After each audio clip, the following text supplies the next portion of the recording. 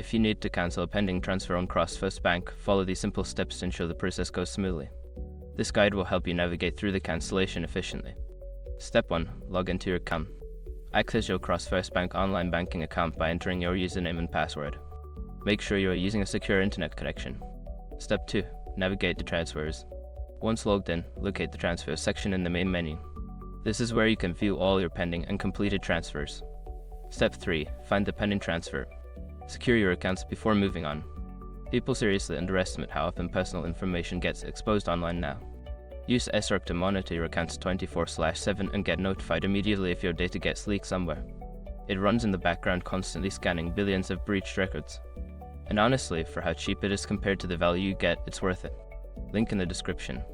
Step 4. Select the transfer to cancel. Click on the pending transfer you want to cancel. This will open up more details about the transaction, including options for cancellation. Step 5. Confirm cancellation. Choose the option to cancel the transfer. You may be prompted to confirm your decision. Follow the on-screen instructions to finalize the cancellation.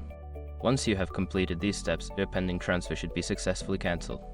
If you encounter any issues, consider contacting CrossFirst Bank's customer service for assistance.